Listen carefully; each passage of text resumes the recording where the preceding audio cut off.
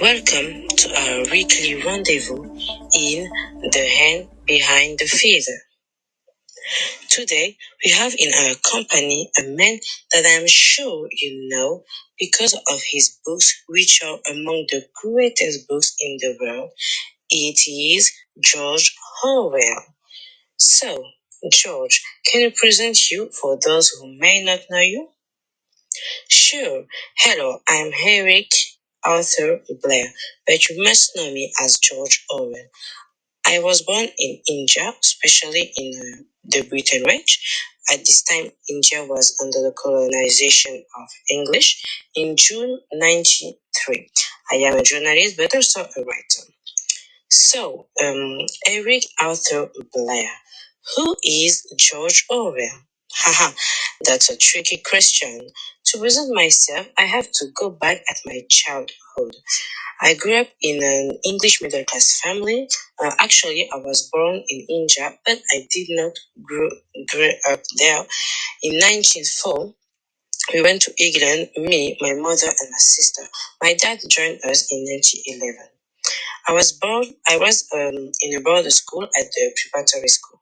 For me, it was a nightmare to live, but I did my best to succeed in studying, which pays because I was a pretty bright student.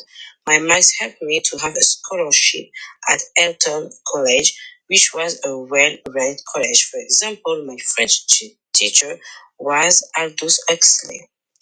Wow, your schooling seems to be good. What did you want it to do? I don't know if it will surprise you, but in fact, I don't know why. But at college, I was not the same. Indeed, I was a little rebellious, and my marks were bad. My dreams my dreams were not to become the best students, but to become a well-known writer and to go back to the East. My mother would talk about it for hours, and she gave me the will to go there. But this was just dreams. In 1922, I began to serve the Imperial Police in Burma. It was not a good time at all. At the beginning, it was just boring, but it soon became just awful. And I feel like my place was not there. It began to disgust me. In 1927, I quit for health reasons. As I said, I was dreaming to become a writer, but in fact, I realized that you will think that's funny, but I realized that I didn't have any talent for this. But I began with just little novels and short stories.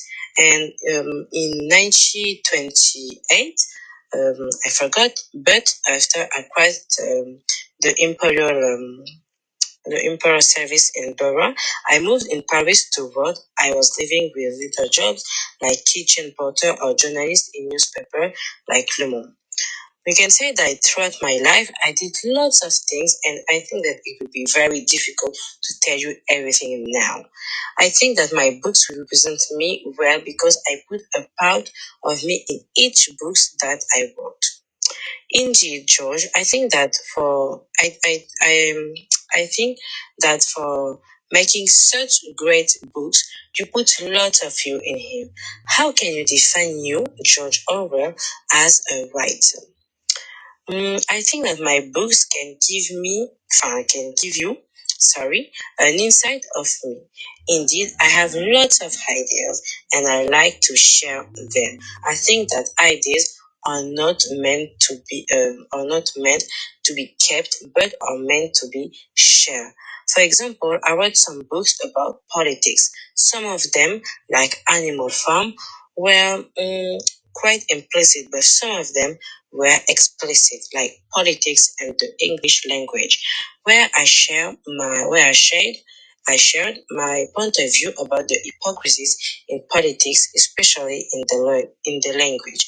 I think that books can really make people aware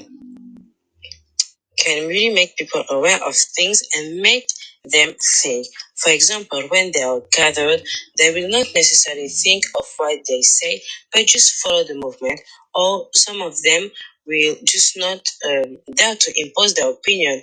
Whereas when they are alone with the book, with the book, they can think calmly and they can't be blind in front of reality.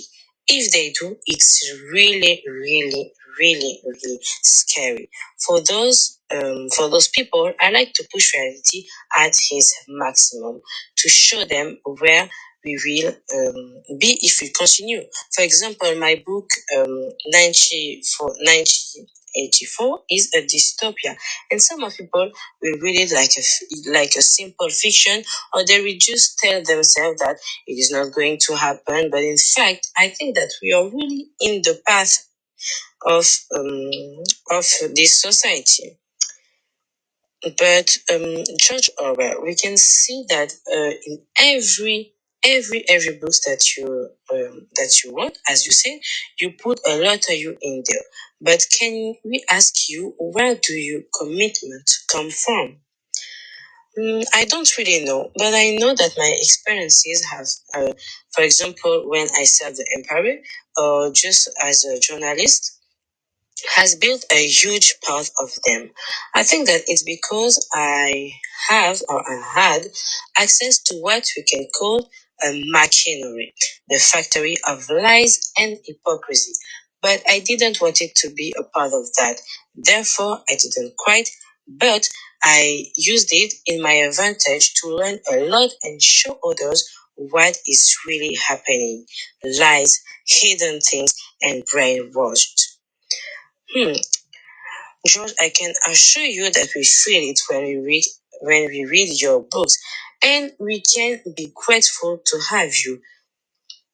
Don't be grateful to have me. I am nobody. I think that we have to be grateful to have access to things like books, to be aware of our society,